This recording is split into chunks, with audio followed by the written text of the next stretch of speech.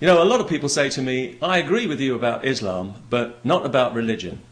Well, thanks, but if that's the case, then you don't agree with me, because Islam is not the problem. Religion is the problem.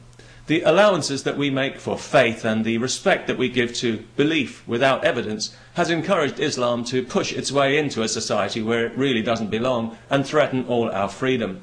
But that's not Islam's fault. Its stated goal is to take over the world. It's just being true to itself.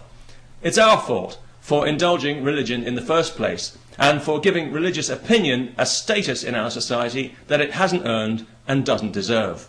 Why? You tell me. Animals don't seem to need gods in their lives, do they? Perhaps because they haven't got quite such a low opinion of themselves as we've been taught to have. Insignificant, unclean, in need of salvation. Recognise yourself? If you're wretched enough to buy into that life-sucking drivel, the only thing you need to be saved from is your own gullibility. Your soul doesn't need cleansing because it isn't dirty, and anyone who tells you different is telling you for their benefit and not for yours. Because the purpose of religion is the employment and the empowerment of clergy. That's its only purpose. You don't matter. You've never mattered. You don't seriously think that any of those old frauds in the Vatican really believe in God, do you? Come on, God is for the little people, people like you and me. It's all about the clergy, who do very well out of it. How well? Well, let's ask the Archbishop of Canterbury if we can find out which one of his 2 palaces he's currently staying in. And of course, if he isn't too busy praying towards Mecca. His recent disgraceful attempt to crowbar Sharia law into British life is a good example of how some Christian clergy are so unprincipled they'll happily hitch their wagon to the crescent moon, to a religion they despise as heretical, in order to help push unwanted religious values into society at large. Because for them, any religious values are better than none. Because the real enemy for both of these dogmas is secularism, and that's what they're most afraid of, because they know that it could threaten their generous tax breaks and the countless millions in public subsidy that they're currently rolling around in. And that's why whenever you hear a speech from a religious leader nowadays, it usually contains a warning against the danger of secularism. When the Pope went to America recently, it's the first thing he said when he got off the plane. Well, obviously he also apologised for all the child abuse, but what else was he supposed to say? Get over it, you pussies? Of course not.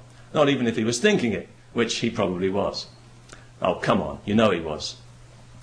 But secularism is not atheism, as many of these God-peddling faith jockeys will often try to pretend in order to frighten people who think they're going to be possessed by demons if society isn't run by God, or rather by men who think they're God.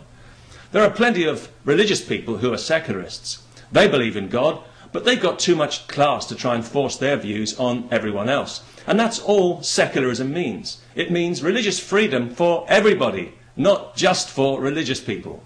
It means respecting everyone's right to worship freely, but removing the power of the middleman, the clergyman, the self-appointed intermediary to interfere and meddle uninvited in people's lives. No wonder these pious parasites are more afraid of it than they are of hellfire itself. Seculophobia. Is that even a word? Well, I guess it is now. Now, I realise that all this sounds very negative, but let me assure you that I'm actually very optimistic about the future of humanity, at least in the long term, because I just don't think it's possible for us to stay this stupid forever. We'll try, of course, and some of us will really dig our heels in too, no doubt.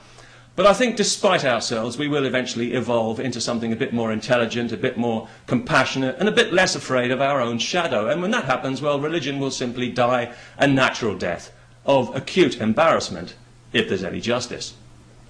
The thing is, though, I don't want it to take thousands of years. I want it to happen now.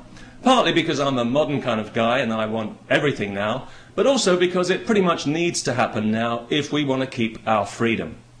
If we don't shake off religion, we are not going to shake off Islam. It's that simple, because Islam is here to stay. Any population projection will confirm that.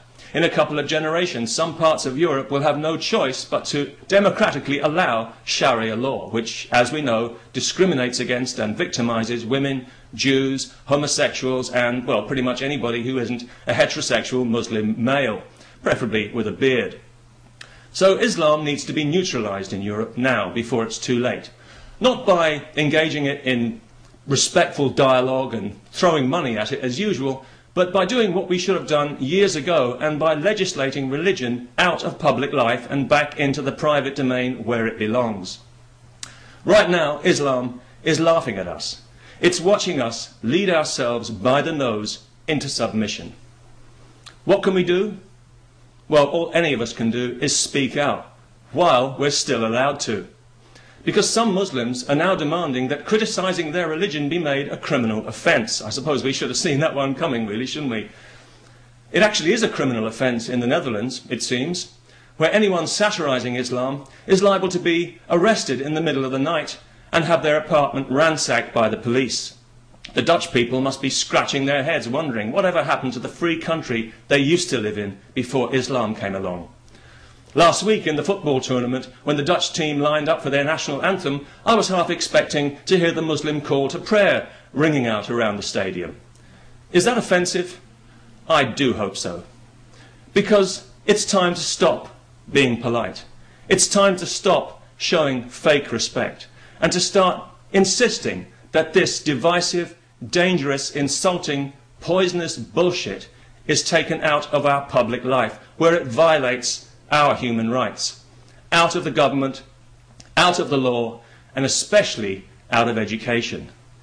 And all the vast army of self-interested, money-grubbing clergy and lobby groups and other assorted faith-based so-called community leaders who currently feed on our freedom like maggots should be told exactly what they can do with themselves in the bluntest possible terms.